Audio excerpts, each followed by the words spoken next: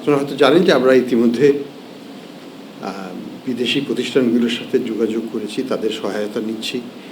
আমরা তাদেরকে mutual legal assistance, অর্থাৎ বাংলাদেশে যে ধরনের বিচার কার্য সম্পাদিত হয়েছে সেটার ভিত্তিতে বিদেশে যারা অর্থ পাচার করেছেন বা অর্থ আত্মসাৎ করে চলে গেছেন তাদের অর্থ কীভাবে জব্দ করা যায় সেই জন্য আমরা MLA মিউচুয়াল লিগ্যাল অ্যাসিস্ট্যান্স আমরা পাঠাচ্ছি।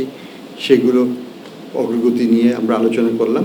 আমরা বিভিন্ন রকমের সিদ্ধান্ত নিয়েছি যাতে এই কাজটাকে আরও দ্রুত এগিয়ে নেওয়া যায়।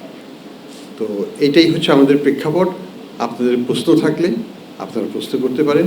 তবে আমরা একটা জিনিস বলি যে আমাদের যেটা একটা সিদ্ধান্ত হয়েছে যেটা গুরুত্বপূর্ণ, সেটা হচ্ছে যে আমাদের হাতে কিছু অর্থ জব্দ করা আছে, যেটা বিভিন্ন ব্যাংকে এই যারা পলাতক আছেন বা যাদের নামে বিভিন্ন রকমের অর্থ আত্মসাৎ এবং পাচারের মামলা আছে তাদের ডিপোজিট করা অর্থ সেগুলোকে আমরা জব্দ করা আছে।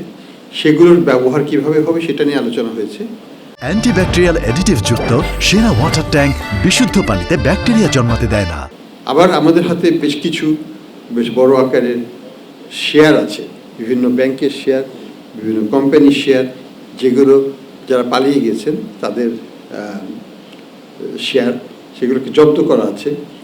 এগুলোকে কিভাবে আমরা জনহিতকর কার্যে ডিপোজিটরদেরকে আবার ব্যাংকগুলোকে ক্ষতিপূরণ দিয়ে ডিপোজিটরের স্বার্থ রক্ষা করা যায় সেই ব্যাপারে এক ফান্ড গঠন করে এই ফান্ডগুলোকে বা এই শেয়ারের যে লব্ধ অর্থ সেগুলোকে সেখানে ট্রান্সফার করে আমরা কিভাবে সেটাকে ম্যানেজ করব সে বিষয়ে আলোচনা হয়েছে।